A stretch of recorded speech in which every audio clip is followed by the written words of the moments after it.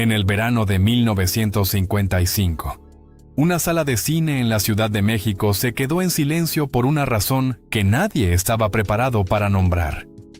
En el Palacio Chino, mientras se proyectaba La Fuerza del Deseo, una mujer apareció desnuda en la pantalla. No era una escena vulgar, no era pornografía, era arte. Pero el país no quiso verlo así. En cuestión de horas, Ana Luisa Pelufo fue convertida en símbolo del pecado, en advertencia moral, en ejemplo de lo que una mujer decente no debía ser jamás. La llamaron mujer mala. Dijeron que había corrompido a la juventud, que lo hizo por ambición, por exhibicionismo, por falta de valores. Los periódicos exigieron castigo. La iglesia pidió boicot. Las ligas de la decencia levantaron pancartas. Incluso un hombre, presentado como su padre, declaró a la prensa que aquello era una vergüenza insoportable. El juicio fue inmediato y colectivo. México entero se sintió con derecho a condenarla. Pero esa historia, la que creímos durante 70 años, está incompleta. Y peor aún, está profundamente equivocada. Porque el hombre que lloraba en los titulares no era su padre biológico. Su verdadero padre había muerto cuando ella era apenas una niña. El que se escandalizaba ante las cámaras era su padrastro, el mismo hombre que, lejos de impedirlo, había firmado el contrato que la llevó a esa escena, el mismo que manejaba su carrera, el mismo que negociaba su cuerpo mientras salvaba su propio honor público. La verdad nunca estuvo en la pantalla, estuvo en los expedientes judiciales por deudas, en los bienes embargados, en las amenazas de bancarrota, en una familia que se sostenía sobre los hombros de una mujer joven, obligada a pagar un precio que la sociedad no estaba dispuesta a perdonarle. Y esa fue solo la primera herida. 10 años después, un cadáver aparecería en la piscina de su casa. Otra vez los rumores. Otra vez las miradas sucias. Otra vez el silencio oficial. A partir de ese momento, Ana Luisa dejó de ser solo la actriz del primer desnudo. Se convirtió en una figura incómoda, peligrosa, prescindible. Hoy no estamos aquí para repetir el insulto.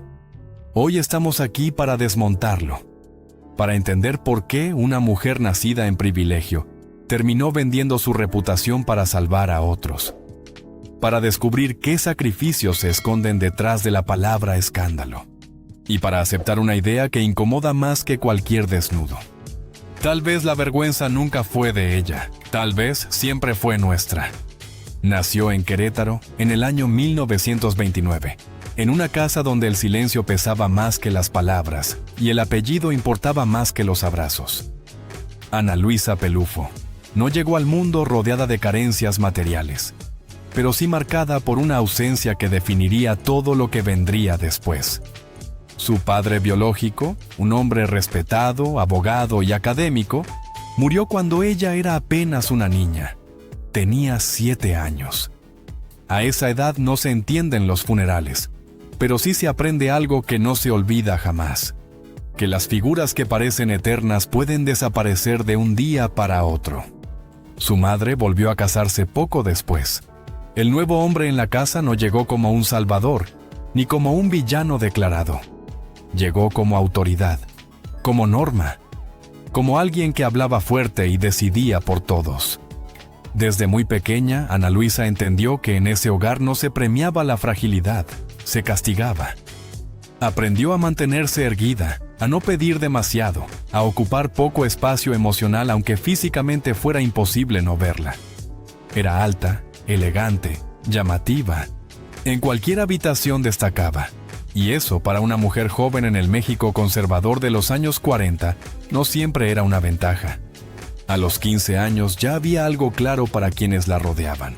Esa niña no estaba hecha para desaparecer en la multitud. Tenía porte, tenía presencia, tenía una belleza que no pedía permiso. No era la belleza dulce que tranquiliza, era una belleza que incomodaba.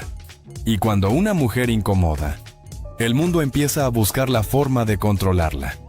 El cine apareció como una promesa y como una trampa al mismo tiempo. A finales de los años 40, México vivía la consolidación de su industria cinematográfica. Los estudios crecían, las estrellas nacían rápido y se consumían igual de rápido. Para una joven como Ana Luisa, el cine no era un sueño romántico, era una salida concreta. Una forma de tener independencia económica, una manera de no depender para siempre de una casa donde el amor tenía condiciones. Entró al cine siendo muy joven. Papeles pequeños al principio, personajes secundarios. La muchacha bonita que acompaña, que adorna, que no molesta. Pero incluso ahí, incluso en roles diseñados para pasar desapercibidos, algo se escapaba del control. La cámara la encontraba. Su cuerpo no sabía fingir su misión. Su mirada no sabía bajar la cabeza del todo. A principios de los años 50, empezó a trabajar de forma constante. No era aún una estrella, pero ya no era invisible. Y entonces apareció el punto de quiebre. 1955, un año que dividiría su vida en dos mitades irreconciliables. Antes de esa fecha, Ana Luisa era una actriz en ascenso. Después, sería un símbolo cargado de culpa ajena. Pero para entender por qué aceptó lo que aceptó, hay que mirar el contexto que nadie quiso ver. En esos mismos años, las finanzas familiares se desmoronaban. Deudas acumuladas, juicios mercantiles, bienes embargados. La figura paterna que se presentaba ante la prensa como guardián de la moral era, en privado, un hombre acorralado económicamente. Y en ese encierro, el cuerpo de Ana Luisa se convirtió en moneda de cambio. No hubo rebeldía adolescente. No hubo provocación ideológica. Hubo una negociación silenciosa en la que ella entendió algo terrible y muy claro. Si alguien tenía que pagar el precio, sería ella. Porque era joven. Porque era mujer. Porque su reputación todavía podía sacrificarse. Aceptó el papel que cambiaría todo sin discursos grandilocuentes. Lo hizo como se hacen muchas cosas en la vida real. Con miedo, con presión y con una responsabilidad que nadie debería cargar sola. Cuando la película se estrenó, el país reaccionó como siempre reacciona cuando consume algo que desea y al mismo tiempo desprecia. La señaló, la insultó, la convirtió en advertencia. Lo que nadie quiso reconocer es que, en ese momento, Ana Luisa ya había aprendido una lección que la acompañaría toda su vida. El escándalo no protege. La obediencia tampoco. Y una vez que cruzas cierta línea, el mundo no te permite volver atrás aunque no haya sido tu decisión. Ese fue el verdadero inicio de su historia. No el desnudo, no los titulares, sino el momento en que entendió que su nombre ya no le pertenecía del todo. Y que, a partir de ahí, cualquier cosa que ocurriera sería leída siempre desde el prejuicio. El 22 de julio de 1955 no fue una fecha cualquiera. Fue una grieta. Una de esas fracturas históricas que después todo el mundo finge no recordar, aunque en realidad cambió las reglas para siempre. En el Palacio Chino, en la Ciudad de México, se estrenó La Fuerza del Deseo. Afuera, la fila parecía una peregrinación. No era devoción, era curiosidad. Era morbo disfrazado de interés cultural. La gente quería ver con sus propios ojos lo que los rumores ya estaban inflando como una blasfemia nacional. Y cuando la pantalla mostró a Ana Luisa Pelufo como Silvia, posando para un pintor, el país entero hizo lo que mejor sabe hacer cuando una mujer se atreve a existir fuera del molde. Primero miró. Luego, castigó. La escena era un desnudo artístico. Eso dicen los que todavía se atreven a decirlo sin reírse. Pero en el México de los 50, una palabra podía condenarte de por vida. Y la palabra fue simple, brutal, definitiva: vergüenza. A partir de esa noche, no importó si actuaba bien, si tenía disciplina, si venía de una educación privilegiada, si hablaba idiomas, si cargaba una historia familiar quebrada por la muerte temprana de su padre. Nada de eso importó. Se convirtió en un título pegado a su piel como una marca.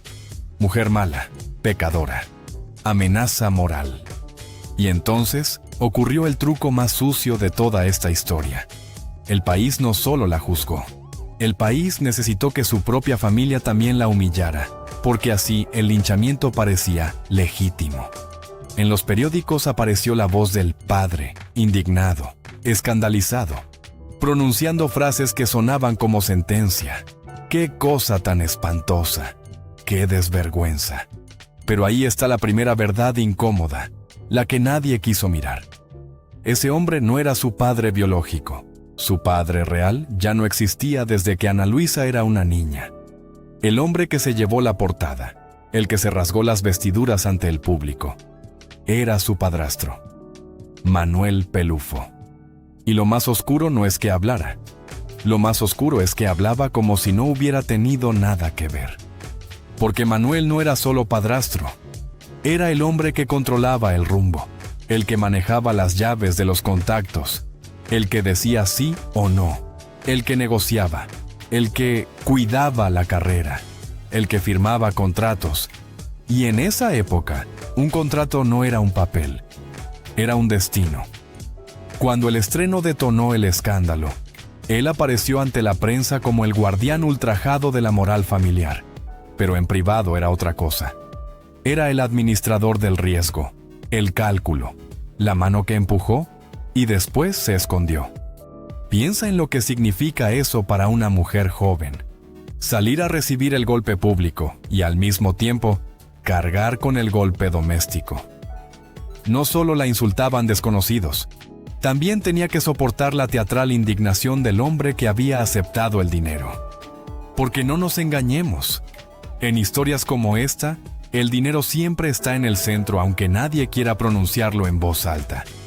Un año después, en 1956, aparece la pista que el morbo nunca quiso seguir, porque esa pista no es sexy, no vende, no excita, es fría. Se llama expediente, juicio ejecutivo mercantil, deudas, bienes embargados, subasta. En Acapulco, objetos personales del padrastro terminan listados como piezas a rematar, como si el hogar entero se estuviera desarmando por dentro. Y entonces, todo encaja con una precisión que duele. El país quiso creer que Ana Luisa lo hizo por provocar.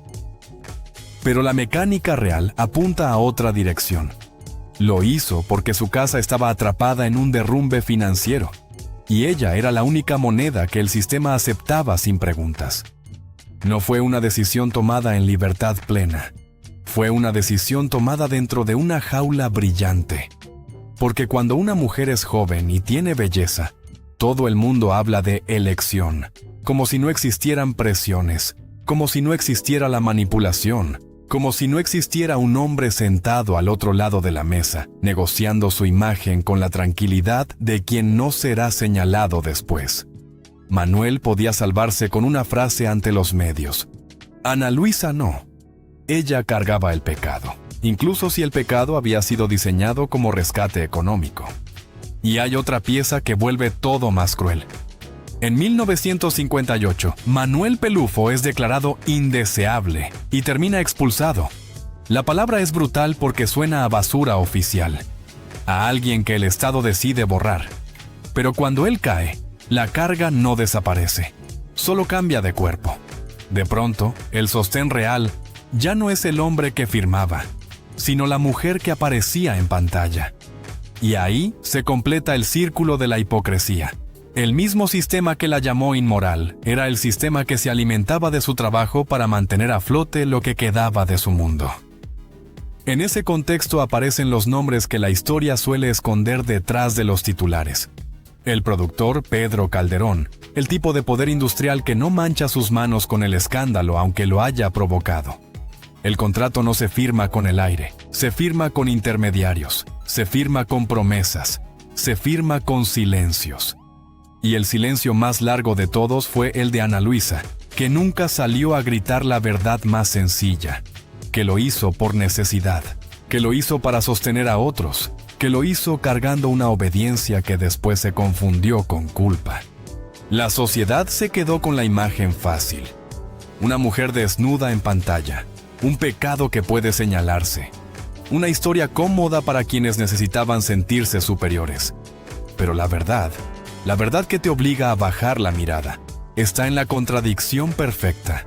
El hombre que se presentó como padre ofendido fue el mismo que llevó a su hija al borde del fuego y luego se apartó para no quemarse. Y lo peor es que ese fuego no se apagó con el estreno. Se quedó encendido, esperando su siguiente excusa. Porque cuando te ponen una etiqueta como esa, ya no vuelves a ser persona.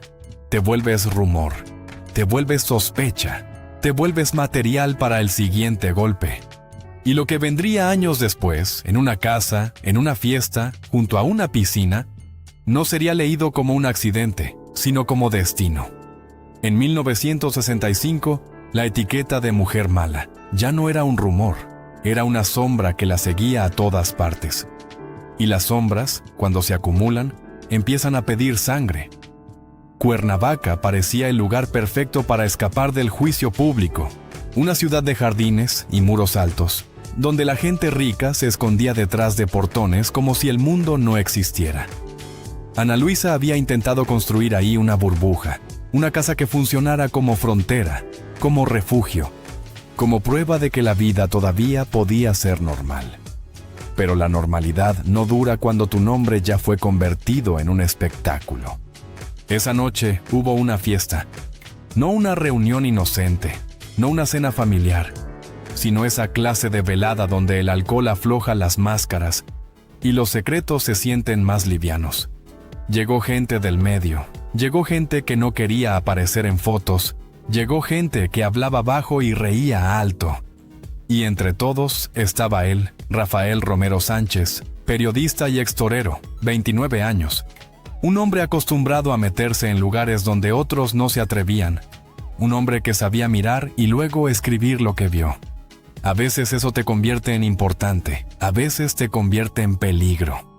Horas después, su cuerpo apareció en la piscina.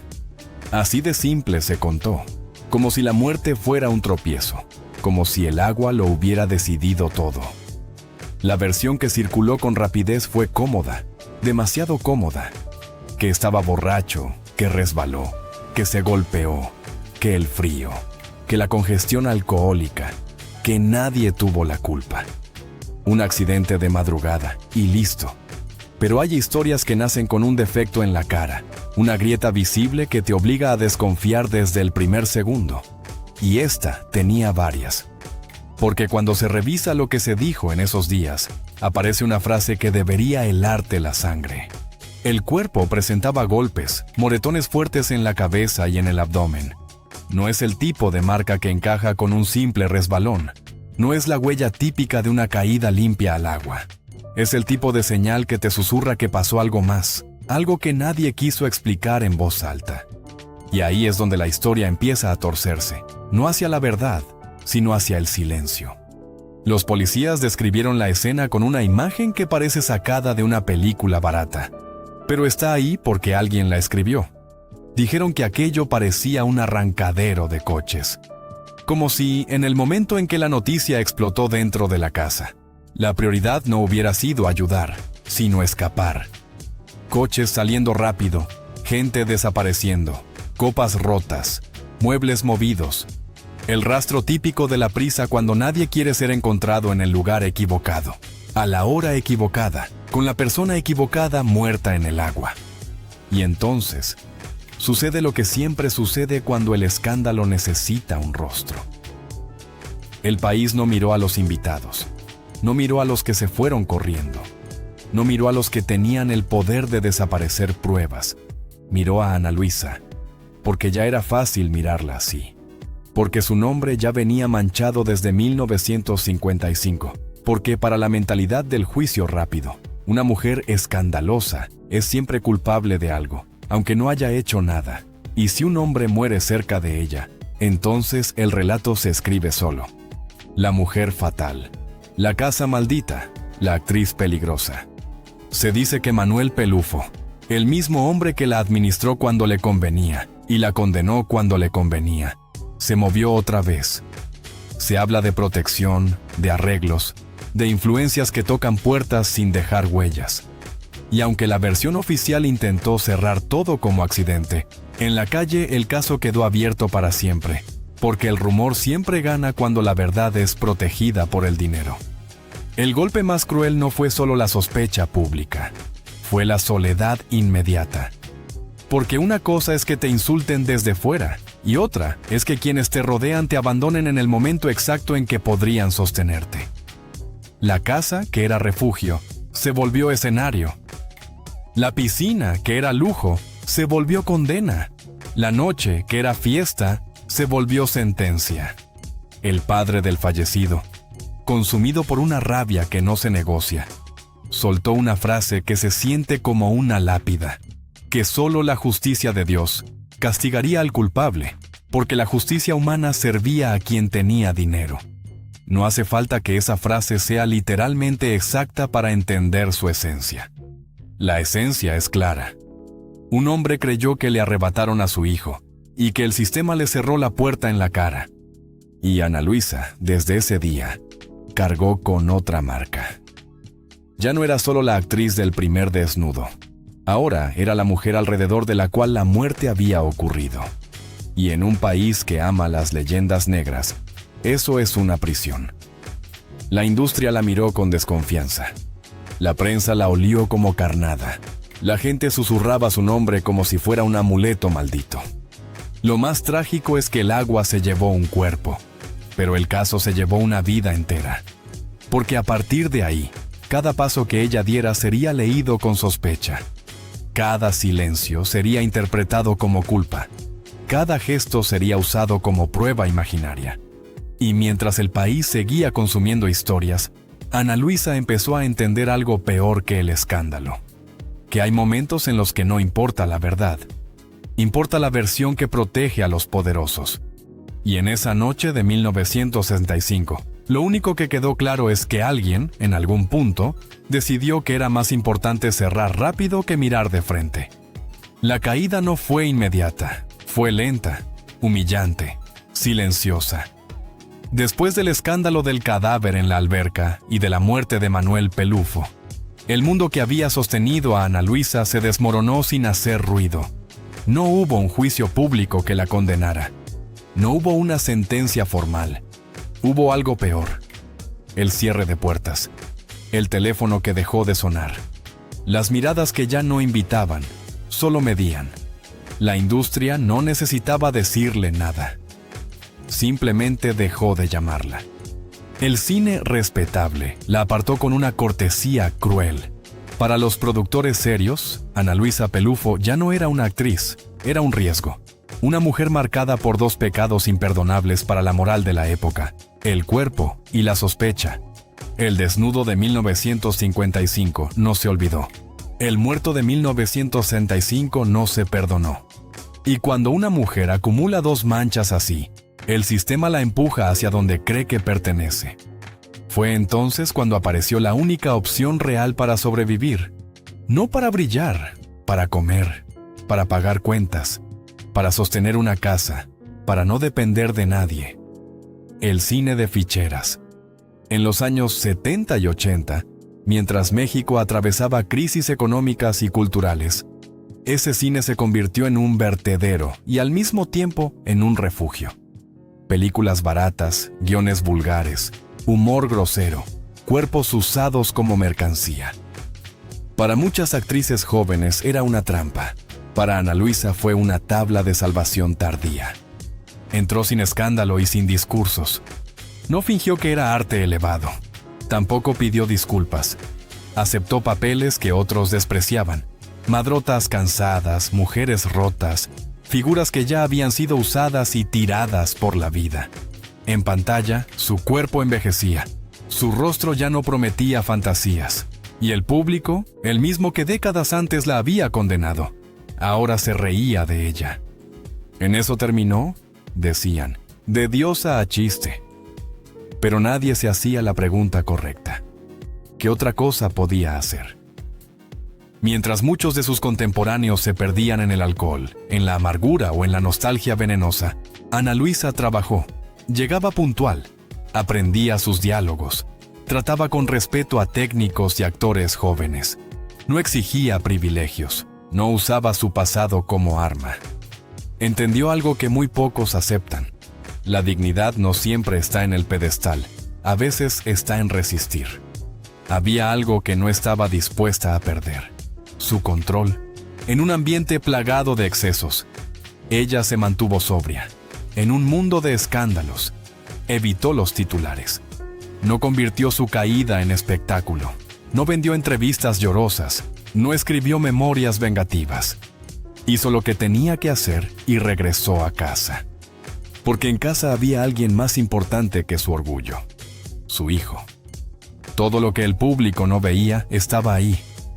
El dinero ganado en películas despreciadas financiaba una educación limpia, una vida lejos de cámaras, un futuro que no repetiría el ciclo. Mientras Ana Luisa era juzgada como mujer mala en las pantallas, en la intimidad era una madre meticulosa, protectora, ferozmente consciente de lo que no debía heredarse. Nunca negó su pasado, pero tampoco permitió que definiera a la siguiente generación. Su sacrificio no fue heroico en términos épicos, fue cotidiano, silencioso, repetitivo, como pagar colegiaturas, como preparar comidas, como decir no a oportunidades que habrían puesto a su hijo bajo el mismo reflector que a ella la había quemado. El cine de ficheras no fue su vergüenza, fue su trinchera. Ahí resistió cuando el sistema ya no tenía uso para ella. Ahí demostró que el verdadero escándalo no era su cuerpo, sino la hipocresía de una industria que primero consume y luego escupe. Ana Luisa Pelufo no cayó porque quiso. Cayó porque no la dejaron otra opción. Y aún así, no se rompió. Se sostuvo. En silencio. Sin pedir absolución. Sin esperar aplausos. Solo sobreviviendo. Durante años, Ana Luisa aprendió que la fama no protege a nadie. Que el dinero entra y sale. Que los aplausos se apagan rápido. Y que, cuando todo se derrumba, lo único que queda es lo que logras salvar dentro de tu propia casa. En su caso, ese núcleo tenía un solo nombre: su hijo. Mientras el público seguía viéndola como una mujer peligrosa, escandalosa, marcada por el deseo y la sospecha, ella vivía una vida completamente distinta puertas adentro. No había fiestas interminables ni excesos. Había horarios, había silencios. Había una disciplina férrea que no nacía del miedo, sino de una decisión consciente: romper algo que llevaba generaciones repitiéndose. Ana Luisa había crecido bajo la sombra de un hombre que confundió paternidad con control y amor con negocio. Había aprendido demasiado pronto lo que ocurre cuando un adulto decide usar tu cuerpo como moneda de cambio. Y juró, sin decirlo en voz alta, que eso no volvería a pasar. No con su hijo, nunca con su hijo. Por eso hizo algo que, para una mujer de su nivel de fama, resultó casi incomprensible. Lo escondió. No en el sentido literal, sino en el más profundo. No lo mostró. No lo exhibió. No lo convirtió en extensión de su imagen pública. Mientras otras estrellas llenaban revistas con fotografías familiares, ella borró cualquier rastro. No por vergüenza, por protección. El niño creció lejos de los sets, lejos de los camerinos, lejos de las conversaciones cargadas de morbo que siempre rodeaban a su madre. No escuchó de primera mano los insultos. No leyó los titulares. No fue arrastrado al juicio público que ella llevaba décadas soportando. Ana Luisa entendía algo que muchos padres famosos no quieren aceptar. El precio de la fama no lo debe pagar un hijo. Para lograrlo, aceptó trabajos que otros despreciaban, papeles que la crítica llamaba menores, producciones que no prometían prestigio, pero sí estabilidad. No era ambición, era estrategia. Cada contrato era una muralla más entre su hijo y el caos que había marcado su propia juventud. Nunca habló mal de nadie frente a él. Nunca alimentó el resentimiento. Nunca le contó la historia completa. No porque negara el pasado, sino porque sabía que algunas verdades pesan demasiado cuando llegan antes de tiempo. Prefirió enseñar con actos, con constancia, con una ética silenciosa que no necesitaba discursos. Mientras el mundo la veía caer de pedestal en pedestal, dentro de su casa se construía algo sólido, rutinas, estudios. Una idea clara de que la vida no se mide en reflectores, sino en decisiones. El niño creció sin querer ser famoso, sin sentir curiosidad por el aplauso, sin necesidad de demostrar nada a nadie. Cuando llegó el momento de elegir su propio camino, no miró hacia los estudios de cine ni hacia los escenarios. Miró al cielo. Eligió una profesión que exigía precisión, disciplina y responsabilidad absoluta. Una profesión donde el error no se maquilla y la fama no sirve de nada. Se convirtió en piloto. Ahí, en esa elección, Ana Luisa entendió que había ganado la batalla más importante de su vida. No la del reconocimiento público, no la de la reputación, la de haber roto el ciclo, el de los hijos atrapados en la sombra de padres famosos, el de las herencias tóxicas disfrazadas de privilegio. Ella cargó con el estigma para que él pudiera caminar ligero. Aceptó ser malinterpretada para que su hijo no tuviera que explicarse. Pagó con su imagen lo que otros pagan con generaciones enteras. Y nunca pidió aplausos por ello. En un mundo que la redujo a etiquetas simples, Ana Luisa hizo algo profundamente complejo. Transformó el sacrificio en protección, el silencio en refugio, la renuncia en legado. Quizá esa fue su verdadera victoria. No la que se mide en premios ni en taquilla, sino la que ocurre cuando alguien logra que la historia no se repita, cuando el daño se detiene, cuando, por primera vez, alguien decide que el dolor no va a heredarse. Y sin decirlo, sin escribirlo, sin convertirlo en discurso, Ana Luisa Pelufo lo logró. Cuando el ruido terminó, no hubo aplausos finales ni despedidas públicas. No existió ese último plano que el cine suele regalar a sus protagonistas. En la vida de Ana Luisa Pelufo, el cierre no llegó con una ovación, sino con algo mucho más cruel: el silencio. Un silencio largo, espeso, construido a base de miradas ajenas, de rumores reciclados y de una historia que otros contaron por ella durante décadas. Para entonces, Ana Luisa ya había sobrevivido a todo lo que debía destruir a una mujer en el México del siglo XX. Sobrevivió a la humillación pública, a la censura moral, a la sospecha criminal, al abandono de la industria que primero la explotó y luego la descartó. Y aún así, siguió en pie, no como símbolo erótico, no como escándalo, sino como alguien que aprendió a desaparecer sin morir. Los años avanzaron y el país que la había señalado comenzó a olvidarla. No hubo homenajes oficiales, ni retrospectivas solemnes, ni reconciliación pública. Ana Luisa entendió algo que muy pocas figuras públicas aceptan: que la memoria colectiva es selectiva, ingrata y profundamente hipócrita. Y decidió no pelear contra eso. Se retiró sin anuncios, sin comunicados, sin explicaciones, como si entendiera que cualquier palabra nueva sería usada otra vez en su contra. Mientras otros mitos del cine de oro exigían reconocimiento tardío, ella eligió el margen. Vivió lejos de los reflectores, lejos del ruido que tanto daño le había hecho. Su mundo se redujo a espacios pequeños, a rutinas simples, a una calma que nunca conoció en su juventud.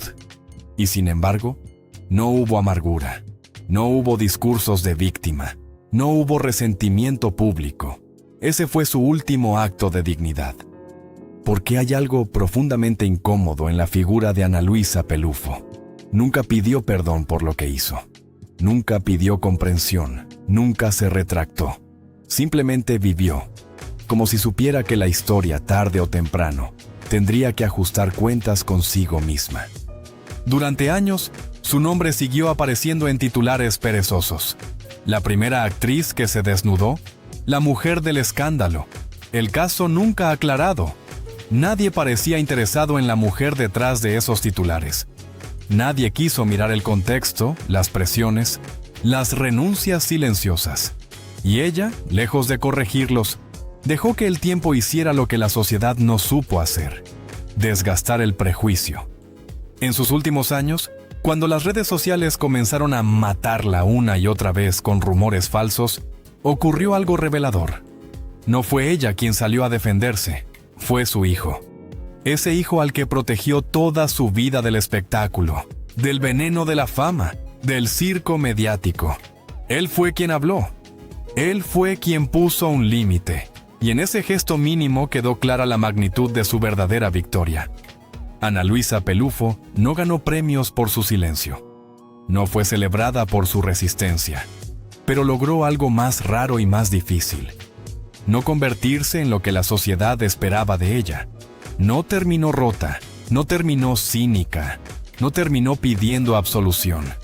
Terminó siendo dueña de su historia, incluso cuando otros intentaron escribirla por ella. Este es el punto donde la narrativa se invierte. Porque si alguien fracasó aquí, no fue Ana Luisa. Fracasó el sistema que la usó, la juzgó y luego la olvidó. Y ese silencio final, lejos de derrotarla, dejó al descubierto una verdad incómoda. La vergüenza nunca fue suya. Fue siempre nuestra. No hay aplausos al final de esta historia. No hay telón que caiga ni orquesta que acompañe la salida. Hay silencio. Un silencio espeso, incómodo, parecido al que queda después de una injusticia que nadie quiso reparar. Porque cuando se apagan las luces y se cierran los periódicos, lo único que queda es la pregunta que nadie se hizo a tiempo. ¿Quién fue realmente Ana Luisa Pelufo cuando dejó de ser un escándalo? Vivió lo suficiente para ver cómo el mundo que la juzgó envejecía peor que ella. Los moralistas de los años 50 desaparecieron sin dejar nombre. Los titulares que la llamaron vergüenza nacional se amarillaron en hemerotecas polvorientas. Los hombres que se beneficiaron de su cuerpo, de su imagen y de su silencio murieron sin pedir perdón. Y ella siguió ahí, de pie, no como un símbolo erótico, no como una provocación, sino como una mujer que sobrevivió a todo sin cambiar su versión. Nunca escribió un libro de memorias. Nunca se sentó a vengarse frente a una cámara. Nunca señaló con el dedo a quien la empujó al borde. Eligió otra cosa, el silencio digno, la distancia, la calma de quien sabe que la verdad no siempre necesita gritar para imponerse. Mientras otros intentaban reescribir su pasado, ella lo habitó sin maquillarlo. En su vejez no hubo rencor, no hubo arrepentimiento. Cuando le preguntaron si volvería a hacer aquella película, respondió sin temblar: sí, porque alguien tenía que hacerlo, y porque alguien tenía que pagar el precio. No lo dijo con orgullo ni con culpa, lo dijo con la serenidad de quien entendió demasiado pronto cómo funciona el mundo para una mujer sola. Su mayor victoria no estuvo en la pantalla ni en los premios que llegaron tarde. Estuvo en lo invisible, en haber roto una cadena, en no convertir su dolor en herencia, en haber protegido a su hijo del ruido, del escarnio, del circo que la devoró a ella. Mientras la señalaban como mujer peligrosa, crió a un hombre libre. Mientras la llamaban inmoral, eligió ser madre antes que mito. Y eso nadie lo pudo usar en su contra. La historia quiso reducirla a una escena, a un cuerpo, a un rumor criminal. Pero el tiempo, ese juez implacable que no negocia con titulares, hizo su trabajo. Hoy, Ana Luisa Pelufo no es recordada por lo que mostró, sino por lo que soportó. No por el escándalo, sino por la resistencia. No por la carne, sino por la entereza. Tal vez esa sea la redención más incómoda de todas, la de aceptar que el error no fue suyo, que la vergüenza nunca le perteneció, que la sociedad que la condenó necesitaba un chivo expiatorio para no mirarse al espejo. Y ella cargó con ese papel sin romperse públicamente. Ana Luisa no pidió comprensión, no pidió absolución, no pidió homenajes, vivió y sobrevivió. Y en un mundo que castiga a las mujeres por existir fuera del molde, eso ya es una forma de justicia. Si esta historia deja algo, no es admiración ciega ni nostalgia fácil. Es una incomodidad necesaria. La certeza de que muchas veces la verdadera mujer fuerte no es la que grita su verdad, sino la que la sostiene durante toda una vida sin que nadie se la reconozca. Y cuando el ruido se apaga, sigue en pie, sin pedir nada, sin deber nada, entera.